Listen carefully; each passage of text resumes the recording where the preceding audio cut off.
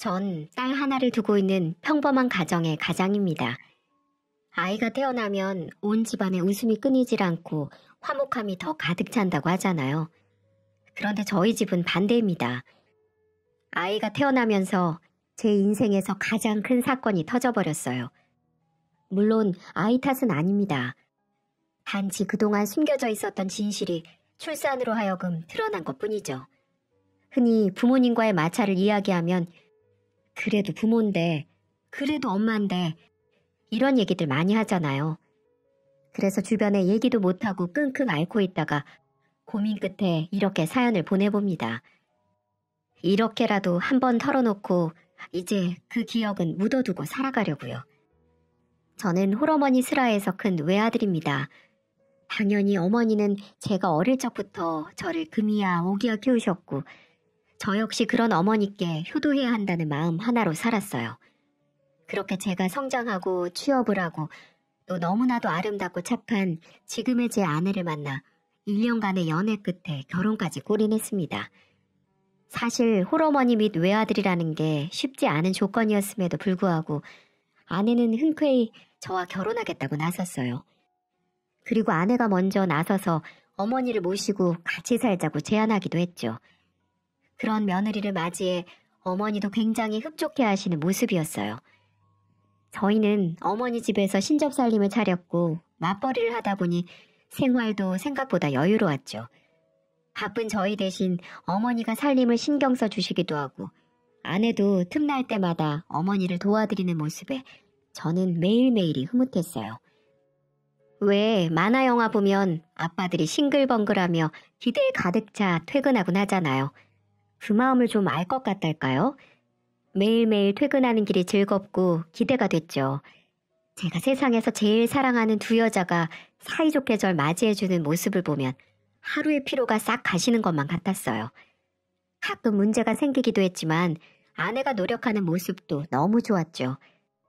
하루는 그런 일이 있었어요. 어머니가 옛날부터 갑각류 알레르기가 심한 편이셨는데 아내는 그 사실을 몰랐던 터라 새우 동그랑땡을 만들어 저녁상에 올렸던 겁니다. 냄새나 식감으로 새우가 느껴질 정도는 아니고 정말 밀양이라서 저랑 어머니도 그냥 모르고 지나갔는데 그날 새벽에 갑자기 어머니 입술이며 얼굴이 퉁퉁 붓기 시작하고 호흡도 힘들어 하셔서 응급실에 가고 나서야 저녁에 먹은 동그랑땡이 문제였다는 걸 알 수 있었죠. 아내는 당황을 한 건지 무언가 말을 하려고 하는 건지 안절부절하는데 침대에 누운 어머니가 아내 손을 잡고 말씀하시더군요. 예, 괜찮아.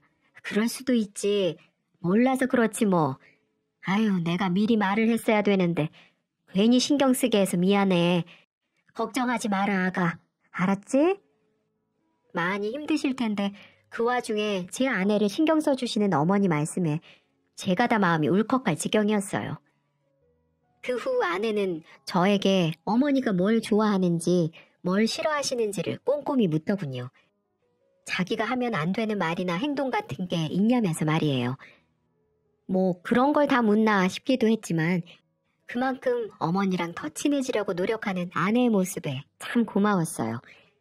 그래서 주말이나 혹은 제가 좀 일찍 퇴근하는 날이면 일부러 데리고 나와 영화도 보고 드라이브도 하러 가고 그랬는데 언제나 외출은 2시간을 넘기지 못했습니다. 왜냐고요? 아직 아내가 살림이 처음이라 덤벙거리는지 항상 어머니께 전화가 오곤 했거든요. 그런 날도 있었어요. 영화를 보러 들어갔는데 주머니에서 휴대폰 진동이 계속 울리는 거예요. 영화 시작한 지 이제 1시간도 안 된 시점이었고 오랜만에 데이트라 나중에 보면 되지 하고 말았는데 정말 10분이 넘는 시간 동안 계속해서 진동이 울리길래 뭔가 싶어 짜증도 나고 회사에 무슨 급한 일이라도 있나 싶어 살짝 나가서 휴대폰을 확인해 봤어요. 그런데 어머니가 전화를 통이 넘게 하고 계시더라고요. 저는 집에 무슨 일이 났구나 싶어서 정말 깜짝 놀라 전화를 걸었습니다. 어머니, 무슨 일이세요? 집에 무슨 일 있어요? 아니 얘, 아유 미안하다. 너희 오랜만에 나간 건데 아니 지난번에 네가 외국 출장 갔다 오면서 사준 시계 있잖니. 그게 갑자기 안 보이지 뭐니. 새아기가 청소하면서 어디 치웠나 해서 그거 물어보려고 전화했어. 아, 그거 이따가 집에 가서 같이 찾아드릴게요. 그래. 아유, 근데 나는 내 물건 없어지면 이렇게 가슴이 쿵쿵 내려앉고 그래. 집에 도둑 든 걸까봐 무섭기도 하고 이 넓은 집에 혼자 있으려니 또 무슨 일이 날 것도 같고. 알겠어요. 그럼 일단 혜연이한테 물어보고 다시 전화드릴게요. 저는 극장으로 들어가 아내에게 소곤거렸어요. 혹시 어머니 시계 치웠어? 지금 그거 찾으신다는데. 시계? 무슨 시계? 어머님이 시계가 있으시던가? 난 못 봤는데. 그 와중에도 휴대폰은 계속 진동으로 울리고 있었고 그 사실을 알아챈 아내는 인상을 찌푸리며 자리에서 일어났습니다. 상영관 밖으로 나온 저는 아내를 붙잡았어요. 아니야, 영화 마저 보고 가자. 당신 보고 싶어 했던 거잖아. 됐어. 우리 집에 갈 때까지 계속 전화 올 텐데 뭐. 집에 가서 시계나 빨리 찾자. 아내에게 좀 미안했지만 어머니가 워낙 아끼시는 거고 또 그래서 그렇게 찾으시는 걸 알다 보니 사실 저도 그냥 집에 가는 게 마음이 편하긴 하더군요. 그렇게 집으로 돌아와 3시간 동안 셋이 온 집안을 다 뒤지고 나서야 시계를 찾을 수 있었습니다. 싱크대 서랍에 있더군요. 아내는 그게 왜 거기 있냐고 물었고 어머니는 아유, 네가 청소하다가 놓고 깜빡했나 보지. 찾았으니까 됐다 하면서 시계를 갖고 들어가셨죠. 어쨌든 잃어버린 물건을 찾았으니 다행이다 생각했어요. 또 그런 일도 있었죠. 일하다가 아내가 다쳤다는 연락을 받고 급하게 집으로 달려갔어요. 아내는 손과 발에 붕대를 칭칭 감은 채 침대에 누워 울먹이고 있더군요. 어머니는 제가 집에 도착하자 제 아내를 보며 눈물 지으셨어요. 아유, 어쩐다니. 저 고운 피부에 흉터라도 남으면 내가 주의를 줬어야 하는 건데 어쩌다 그런 거예요? 아니, 내가 괜찮다고 나중에 하라고 하는데도 글쎄 제가 굳이 사골고 온 걸 베란다에서 시킨다고 하지 않니? 들통 들고 가다가 치발에 떨어뜨려서 엎었어. 아유, 내가 할 걸 다쳐도 내가 다쳤어야 되는데 어쩌니. 미안하다. 미안해. 그렇게 눈물 짓는 어머니를 저는 꼭 안아드렸어요. 괜찮다고 걱정하지 마시라고 말이에요. 그런데 그때 아내가 시뻘개진 눈으로 어머니를 노려보며 어머니! 하고 소리치더군요. 그러자 어머니는 황급히 아유, 그래. 내가 보기 싫을 만두해. 괜히 내가 사고를 고와가지고. 일단 너희끼리 쉬고 있어. 난 방에 가 있으마. 아가, 너무 화나도 이 CM이 너무 원망하지 말고 내가 미안해. 라며 방을 나가셨어요. 저는 처음 보는 아내의 모습에 놀라기도 하고 자기 걱정해주는 어머니에게 소리 지르는 아내가 야속하기도 해서 한마디 했어요. 아무리 아파도 그렇지 자기 걱정해주시는데 그렇게 소리를 지르면 어떡해? 많이 아파? 나랑 다시 병원 갈까? 아니면 약 줄까? 걱정? 누가? 누구를? 됐어. 당신이 뭘 알아? 됐으니까 그냥 나가. 가서 어머님이랑 하하호호 하든 친구들을 만나든지 하라고. 나 지금 혼자 있고 싶어. 전 아내의 그 말에 어딘가 찝찝하긴 했지만 거실로 나와 시간을 보냈습니다. 그렇게 밤이 지나갔고 다음날 저는 아내를 데리고 다시 한번 병원을 찾았어요. 정확한 상태가 궁금해서요. 그런데 아내의 상태는 생각보다 심각했습니다. 어제 응급처치는 다 해드렸지만 환자분은 일단 부상 정도가 심합니다. 화상이 같이 있고 새끼발가락은 골절되기까지 해서 다각적인 치료가 필요해요. 당분간은 다친 부위 사용하시면 안 되니까 쉬면서 회복에만 집중하시고요. 아내는 의사 선생님의 말씀에 눈물을 뚝뚝 흘렸습니다. 그러면서 뭐라고 중얼거리는데 뭘 하는지 하나도 안 들리더라고요. 그날 이후로 아내는 회사를 그만두고 집에서 쉬며 회복에만 전념했습니다. 그런데 사건 이후에 뜨거운 국물에 대한 트라우마가 생겨서 국물 요리 자체를 못 먹더군요. 국밥이며 찌개며 하물며 국물이 자작한 볶음 요리까지. 저와 어머니는 그런 아내가 안쓰러워 항상 마른 반찬 위주로 식사를 하면서도 조금씩 심리적 상처를 감싸 안아주려고 노력했어요. 그런데 그럼에도 불구하고 어느 순간부터 집안 분위기가 이상하더군요. 어머니는 분명 아내를 살뜰히 챙겨주고 계신데 아내 반응이 좀 무덤덤해야 할까? 감흥이 없다 해야 할까? 그래서 슬쩍 말을 건네봤죠. 아니, 요즘 무슨 일 있어?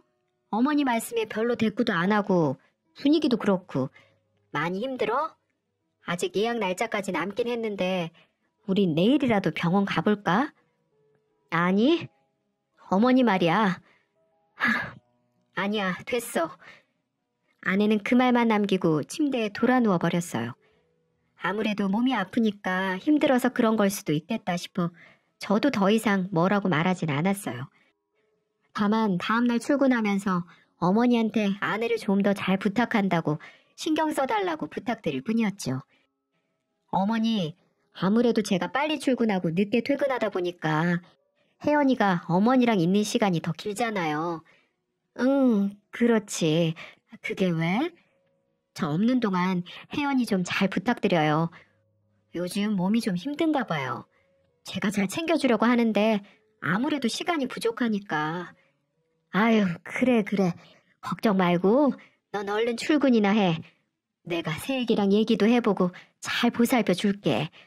저는 그렇게 가벼운 마음으로 출근을 했습니다. 퇴근했을 때쯤이면 아내 기분이 좀 좋아져 있겠지. 어쩌면 싱글벙글하고 있을지도 모르겠다 하면서 말이에요.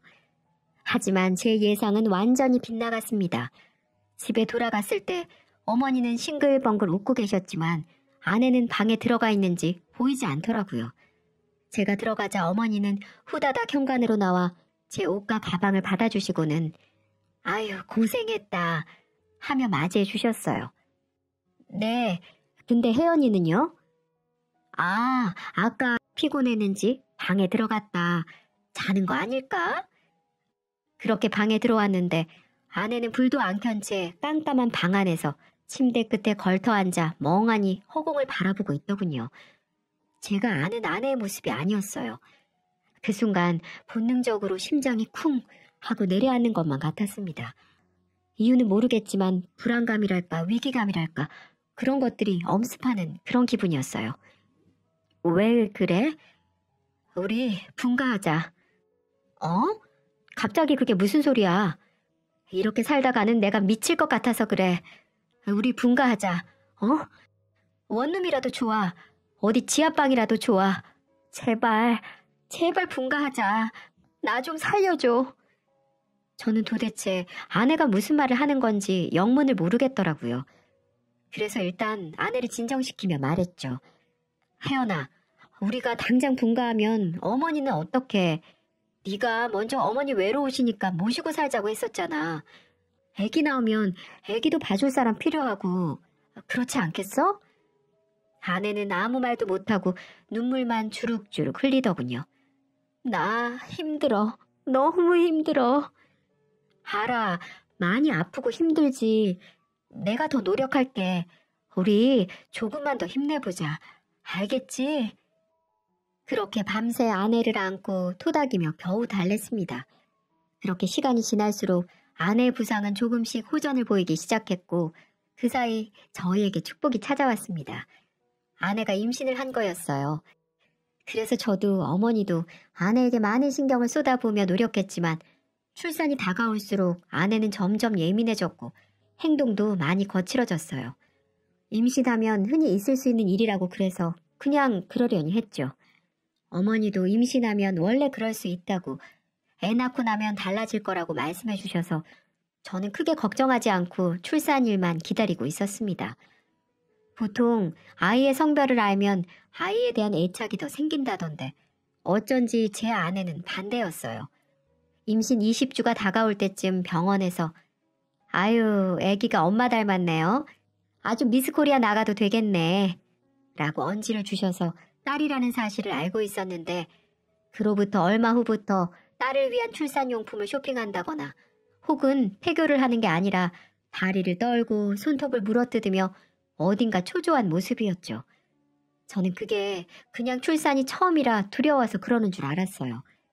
그래서 밤마다 배도 부드럽게 문질러주고 동화책도 읽어주면서 태교에 동참하려고 노력했는데 그럴 때마다 아내는 화를 내거나 우는 날이 많았습니다. 그때마다 저는 임신해서 힘든 거 안다고 토닥였고 제 딸아이와 만날 날을 손꼽아 기다리며 아내를 보살폈어요. 그리고 드디어 대망의 출산일이 되었습니다. 정말 의사 선생님 말씀처럼 아내를 쏙 빼닮은 예쁜 딸아이가 탄생했죠. 가족 분만실에서 초조하게 아내 곁을 지키고 있던 저는 간호사님이 전해주는 아이를 안아들고는 정말 얼마나 울었는지 모릅니다. 아내도 저도 정말 많이 울었어요. 밖에서 초조하게 기다리고 계실 어머니와 장모님, 장인어른께도 빨리 손주를 보여드리고 싶었어요. 원래 가족 분만실이라 같이 들어오셔도 되는데 어른들이 같이 들어오면 아내 불편해서 안 된다며 굳이 밖에서 기다리고 계셨거든요. 그래서 더 빨리 손주를 보여드리고 싶었어요. 하지만 절차라는 게 있어 제가 그대로 아이를 데리고 나갈 수 있는 건 아니더군요.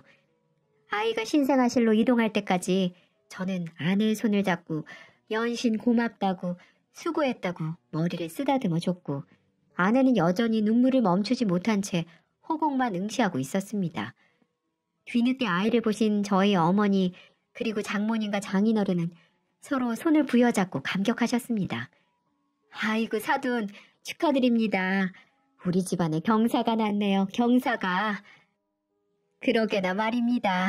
이게 다 사돈께서 예쁜 우리 며느리 낳아주신 덕분입니다. 며느라이가 예쁘니 손녀도 이렇게나 예쁘네요. 다른 아이들 사이에 있어도 벌써부터 혼자 빛이 나니 이를 어쩌면 좋답니까? 하면서 하하호호 웃음과 함께 즐거운 분위기가 흘렀죠. 그렇게 병원에서 출산을 마치고 며칠의 입원이 끝난 뒤 아내와 아이는 집 근처 산후조리원으로 향했습니다. 어머니가 직접 산후조리를 해주겠다고 하셨지만 아내가 반대했거든요. 아내 입장도 이해는 됩니다. 자기는 누워있고 시어머니가 꾸준히라며 산후조리 해주는 모습을 보면 마음이 불편할 테니까요. 그래서 저도 요즘은 다들 산후조리원에서 조리해요. 거기서 정보 같은 것도 많이 알려주고 해서 조리원 가는 게 더 낫대요. 라고 둘러대며 어머니와 아내 사이를 중재했습니다. 다행히 어머니도 이해하셨고 저는 2주간 회사, 조리원, 집으로 가며 바쁜 생활을 했습니다. 그렇게 2주가 지나고 아내와 아이를 데리고 집으로 돌아왔어요. 왜인지 아내는 긴장한 기색이 역력하더군요. 왜 그래? 왜 그렇게 얼어있어? 집 오랜만이라 그래? 그냥 좀 갑자기 어색하네. 긴장도 되고. 아유, 긴장할 게 뭐 있어. 우리 집인데. 얼른 들어가자. 저는 대수롭지 않게 생각하고 아내와 아이를 데리고 집으로 갔습니다. 이미 어머니가 저희 방에 아기 침대도 놓고 모빌도 달고 예쁘게 꾸며놓으셨더라고요. 아유, 이걸 언제 다 하셨어요? 저한테 시키시지. 혼자 힘들지 않으셨어요? 이 정도 갖고 뭘 할미가 돼서 이 정도는 해줄 수 있다. 이렇게 예쁜 손녀가 세상에 또 어딨다고 하며 어머니가 저희 딸의 뺨을 문지르려 하자 아내가 자기 몸쪽으로 거칠게 아이를 당겨 안고는 방으로 들어가 문을 닫아버렸습니다. 아, 저 사람이 아직 좀 예민해서 그런가 봐요. 죄송해요, 어머니. 아니야. 원래 애 낳는 일이 그렇게 쉽지가 않아요. 네가 잘 보살펴줘. 미역국 끓여놨으니까 이따 갖다 줄게. 네, 알겠어요. 제가 방에 들어갔을 때 아내는 이미 아이와 침대에 누워 눈을 감고 있는 상태였습니다. 자기, 아무리 그래도 좀 심한 거 아니야? 어머니가 손녀 한번 만져보려고 하시는 게 그렇게 고가웠어? 약간 짜증 섞인 말투로 말을 걸자 아내는 인상을 쓰며 일어나더군요. 왜 만지는데? 만지는 이유가 뭔데? 좋아하지도 않으면서? 그게 무슨 소리야? 어머니가 첫손녀라고 얼마나 예뻐하시는데. 웃기고 있네. 그거 다 쇼야. 쓸데없는 기집애 가졌다고 매일같이 구박하던 게 누군데? 구박? 누가? 어머니가 그랬다고? 너 아무리 애 낳고 예민해졌다고 해도 할 말 안 할 말은 좀 가려해. 왜 사람을 모함해? 너 챙겨주신다고 미역국까지 끓여놓고 기다리시는 분을. 미역국? 누가 먹는데? 뭘 넣었을 줄 알고 어떻게 먹어? 나 그 미역국 안 먹어. 절대 안 먹을 거니까 방 근처에도 가져오지 마. 아내는 씩씩대고 있고 저도 화가 머리끝까지 오르기 직전이었어요. 그때 방문을 노크하는 소리와 함께 어머니가 들어오셨습니다. 작은 상에 미역국 한 그릇과 밥 한 그릇을 올려서 말이죠. 아이고 얘 배고프지? 원래 모유수유하면 시도 때도 없이 허기지고 그래. 밥 한 숟갈 뜨고 잠을 자든 쉬든 해. 그래도 몇 주 만에 집에 왔는데 줄 수 있는 게 이것뿐이라 어쩌니? 그래도 내가 제일 좋은 완도산 미역이랑 한우 특등급으로 끓여온 거니까 맛은 괜찮을 거야. 어머니는 웃으며 아내 앞에 상을 내려놓으셨고 아내는 씩씩거리며 어머니를 노려보다가 급기야는 미역국 그릇을 들어 벽에 던져버리더군요. 저도 어머니도 정말 깜짝 놀랐습니다. 너나 먹어. 나한테 그 더러운 거 들이밀지 말라고. 어머니한테 꽥 소리를 지르자 아이는 까무라치게 울고 어머니는 본인 가슴을 팍팍 치시며 통곡하시더군요. 전 그 모습에 눈이 돌아 아내의 뺨을 때리려고 손을 들었습니다.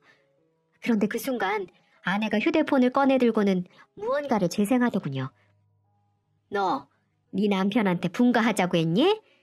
이 근본 없는 게 어디서 분가 타령이야, 분가 타령이? 네가 분가하면 나한테서 벗어날 수 있을 거라고 생각하나 본데 그거 아주 착각이다 너. 어디 감히 모자 사이를 갈라놓으려고 들어? 한 번만 더 내 귀에 그런 소리 들려봐. 그때 네 몸뚱아리를 죄다 분질러 놓고 말 테니까. 쓰잘데기 없는 기집애 하나 가져놓고 뭔 몸이 그렇게 무거워? 꼭 지 같은 거나 낳겠지. 아유 그걸 어디다 써. 지 엄마 닮아서 손도 느릴 텐데. 아유 그건 크자마자 집안일 교육부터 시켜야지. 아 빨리 안 일어나? 빨리빨리 움직여. 나 때는 애 갖고 밭일도 했어. 자궁 약해서 유산기 있는 게 뭔 유세라고 하루 종일 누워서 늙은 시애미 수발을 받으려고 들어? 기집년 하나 낳고 끝낼 생각 마라. 우리 집안에 들어왔으면 대는 이어야지. 아들 낳을 때까지 넌 그냥 나 죽었어 하고 임신이나 해. 알았어? 전부 어머니의 목소리였어요. 다만 녹음된 음성 속에는 제가 그동안 사랑했던 누구보다 존경하고 제게 너무나 인자하셨던 어머니는 없었습니다. 정말 당황스러웠어요. 뭘 믿어야 하는지, 지금 나한테 무슨 일이 벌어지고 있는 건지 모든 것이 혼란스러웠죠. 당신 출근하면 정말 매일같이 친구들 불러 잔치하고 그 준비며 뒤처리는 다 내 몫이고 낡아졌다고 쓸데없는 게 들어왔다고 구박하고 우리 애까지 욕하는 당신 엄마 정말 진절머리나. 아내는 울먹이며 떨리는 목소리로 말을 이어갔습니다. 나 왜 다쳤는지 알아? 그거 당신 어머니가 시킨 거야. 내가 무겁고 뜨거워서 지금 혼자 옮기면 안 된다고 몇 번이나 말했는데 젊은 게 뺀질거리기나 한다고 헛소리 말고 당장 베란다에 내놓으라고 소리쳐서 사골국 담긴 들통 옮기다가 손잡이 부러져서 내 다리에 떨어진 거라고. 저는 어머니를 바라봤고 어머니는 당황하는 눈빛으로 손을 내저으시더군요. 아니 저게 미쳤나? 예, 쟤 애 낳고 머리가 어떻게 됐나 보다. 제정신이 아니야. 믿지 마. 쟤 정신병원 보내야 돼. 정신병원 전화번호가 몇 번이지? 그러자 굵은 눈물을 뚝뚝 흘리던 아내가 버럭 소리를 질렀습니다. 미친 건 내가 아니라 당신이야. 아들 앞에서만 잘해주는 척, 좋은 시어머니인 척. 그 두 얼굴에 내가 얼마나 혼란스러웠는 줄 알아? 내가 얼마나 힘들었는지 알아? 새우 사와서 나보고 새우 동그랑땡 만들라고 시키더니 그거 먹고 응급실에 실려가질 않나? 동네 사람들한테 내가 밥도 안 준다고 욕하고 다니질 않나? 사람 피 말리려고 작정했어? 도대체 나한테 왜 그러는데? 왜? 저는 그제야 상황이 파악됐어요. 그리고 제 분노의 화살은 어머니에게로 향했습니다. 어머니도 그 사실을 눈치챘는지 뒷걸음을 치며 당황하시더군요. 아니, 그게 아니라, 예, 내 말 좀 들어봐라, 어? 저는 그 순간 아내의 손을 잡고 한 손에는 아이를 안아들고 현관으로 향했습니다. 너 어디 가니? 나랑 얘기 좀 하자니까? 됐어요. 어떻게 어머니가 그럴 수가 있어요?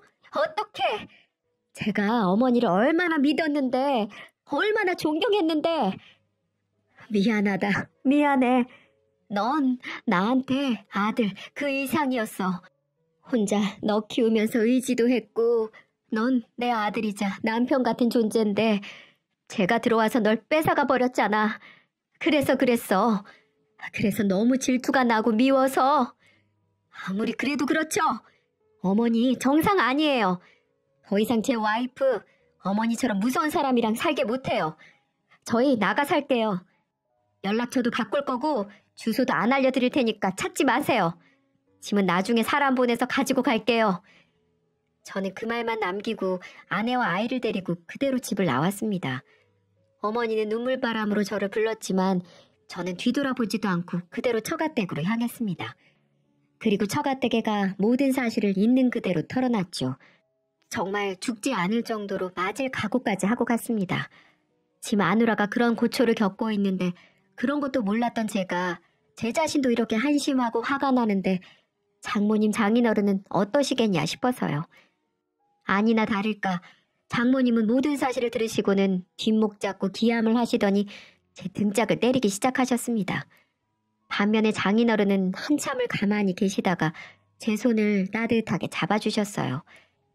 이제 알았다니 다행이고 이제라도 내 딸 지켜주겠다니 또 다행이고 이렇게 자기 식구 지킬 줄 아는 사람이 내 사위라 다행이네.